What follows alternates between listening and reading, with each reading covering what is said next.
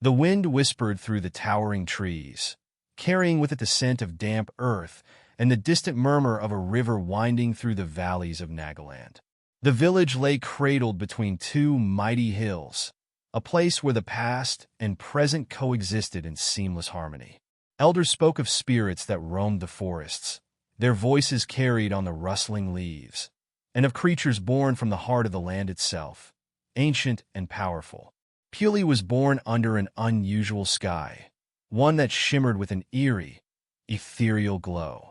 It was a night when the stars pulsed like beating hearts, and the moon, larger than ever, cast silver light upon the world as if watching intently.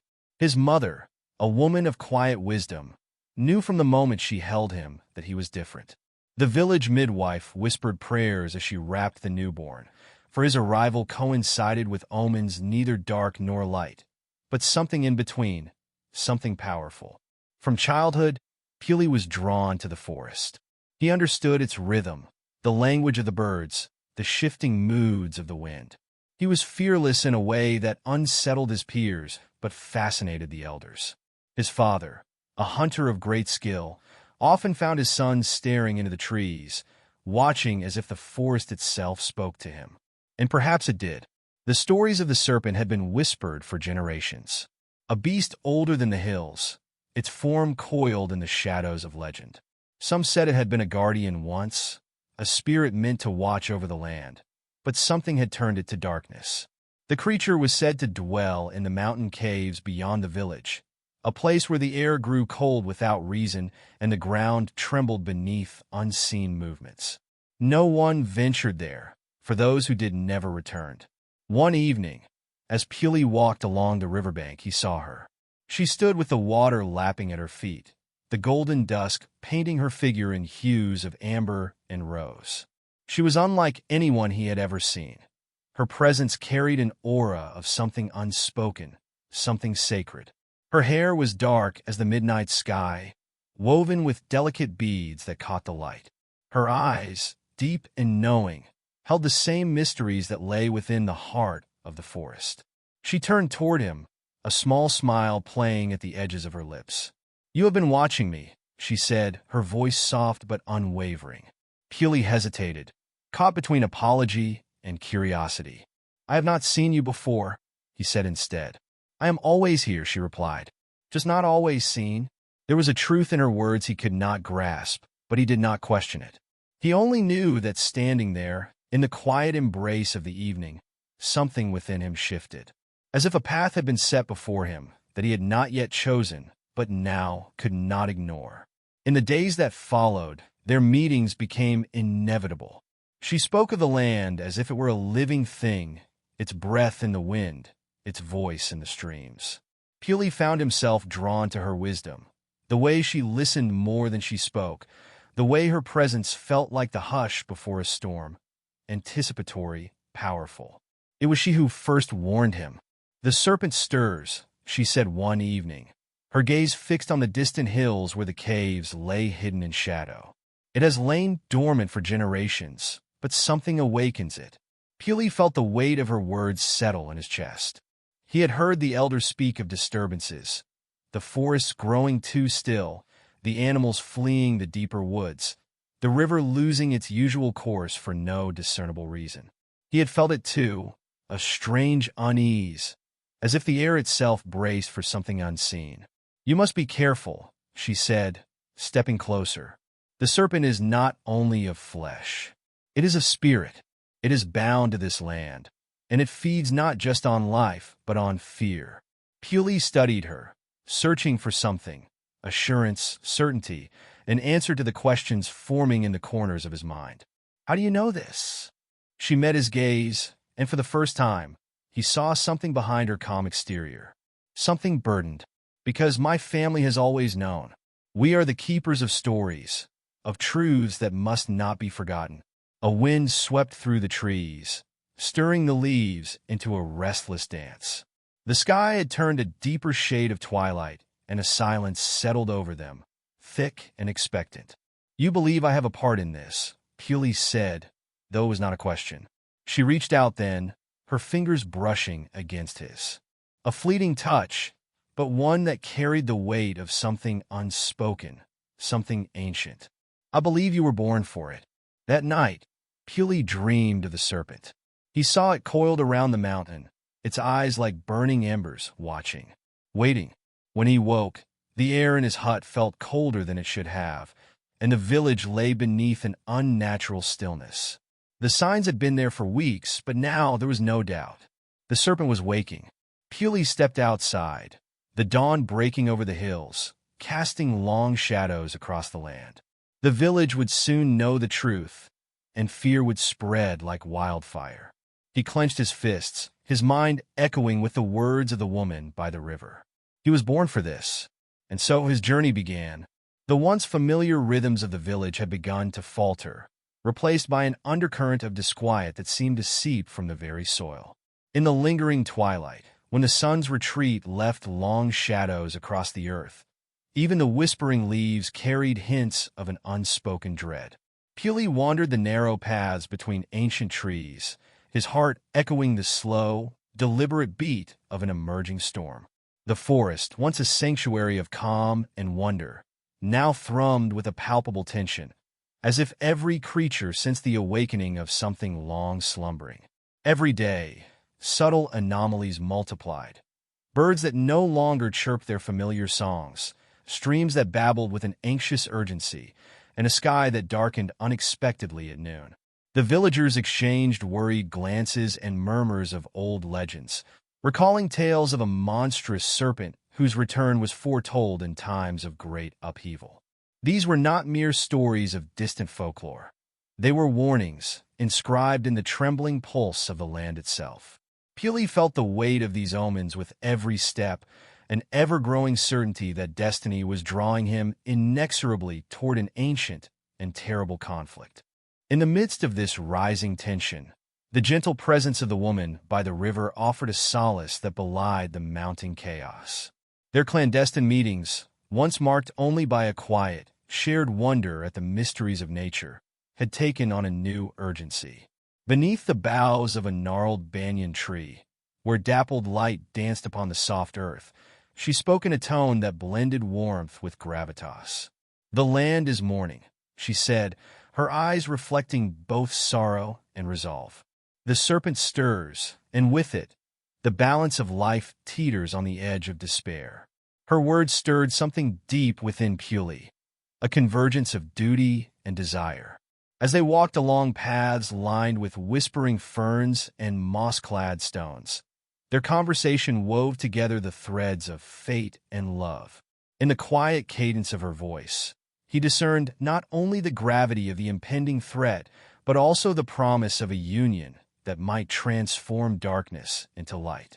She, with her innate connection to the ancient lore of their people, illuminated the mysteries that had long been shrouded in myth. Together, they began to piece together the fragments of prophecy, each revelation binding them closer in a shared quest for understanding and hope. Their journey was not without peril. On a mist-shrouded morning, as the first signs of the serpent's unrest made themselves known, a tremor in the earth here, an inexplicable chill there, Pulie and his companion ventured deeper into the forbidden reaches of the forest. The air grew heavy with anticipation, and the silence was punctuated only by the rustle of leaves and the distant, rhythmic pulse of an unseen force.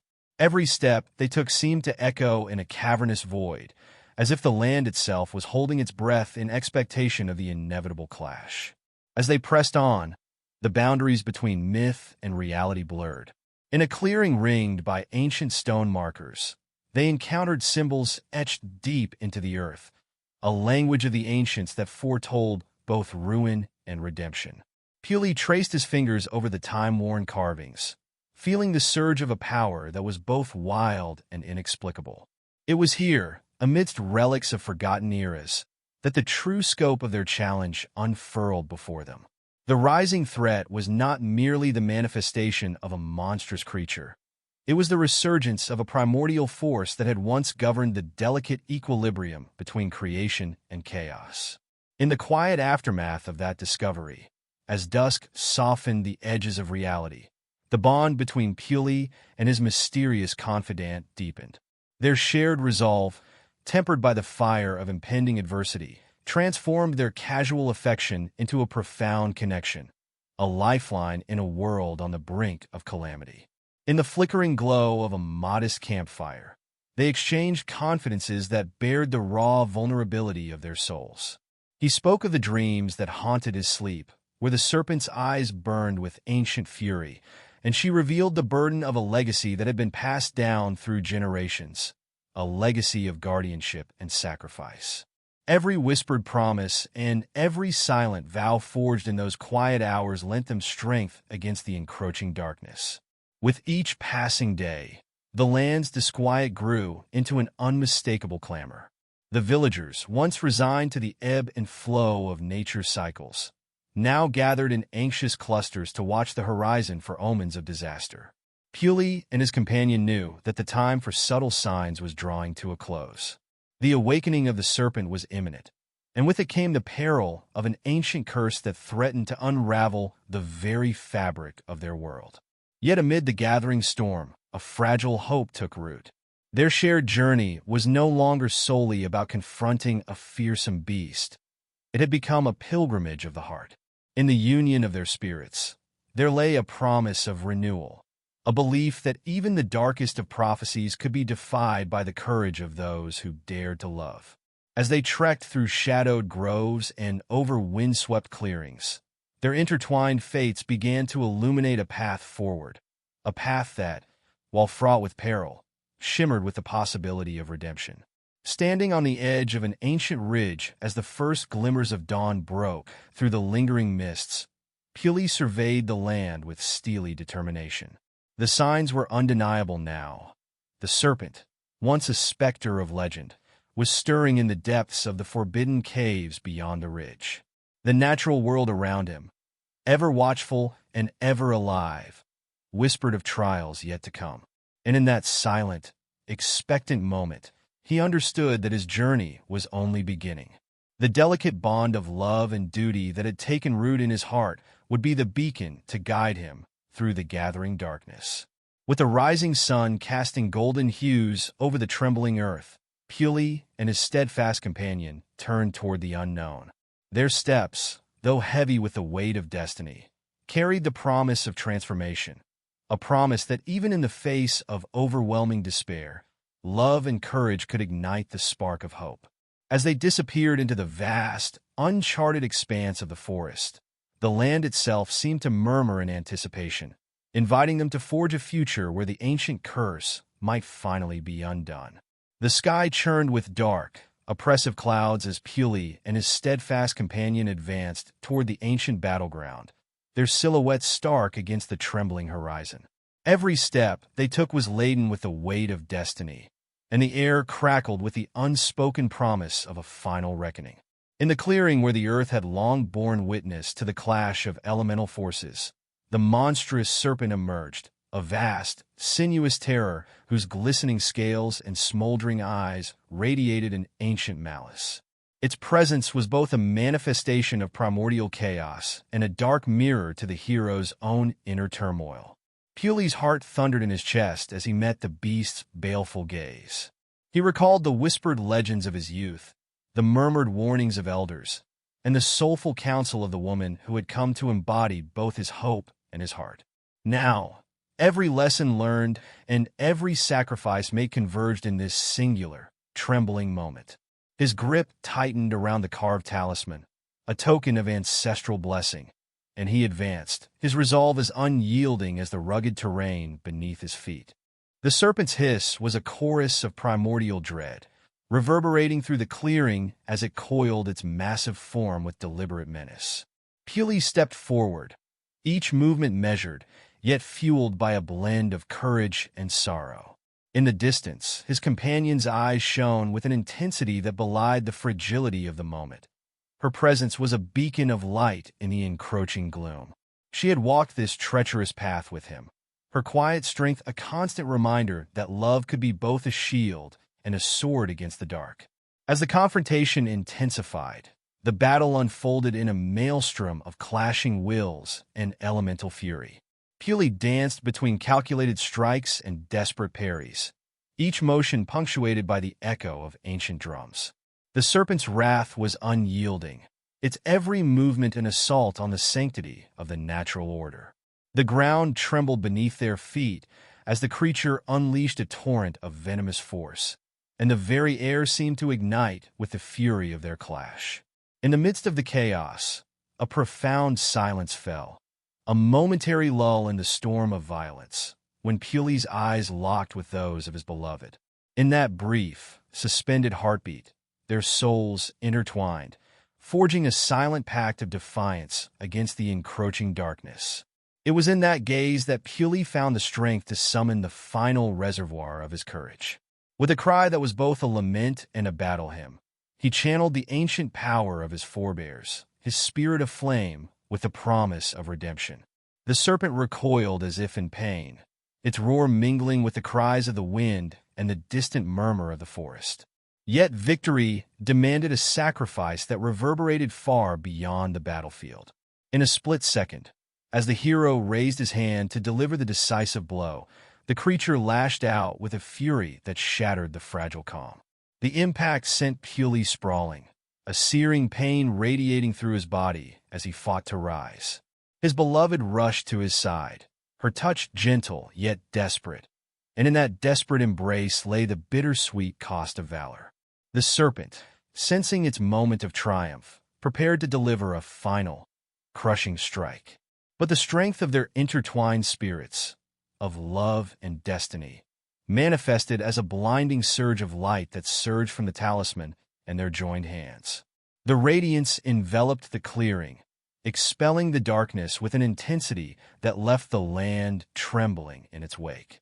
The monstrous form convulsed, its malevolent energy dissolving into the ether as the ancient curse unraveled before their very eyes. In the aftermath, as the light faded into a tentative dawn, the clearing bore the scars of the titanic struggle, a mix of charred earth and shattered stone, yet also a fragile promise of renewal. Pulie, weakened yet resolute, lay amid the remnants of the battle, his chest rising slowly as the first rays of a new day kissed the wounded land.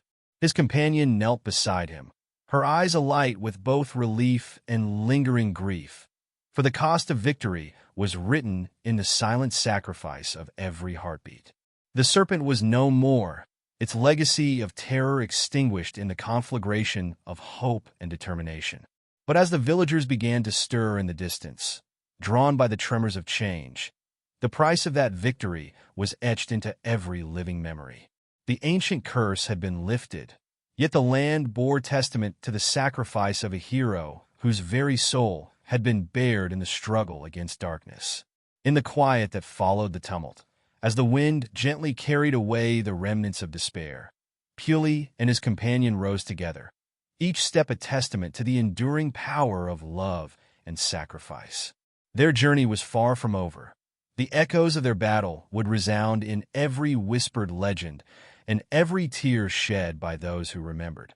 And though the serpent's reign had ended, the scars of the past would forever remind them that even in moments of overwhelming despair, the light of courage and unity could kindle a hope that outlasted time itself.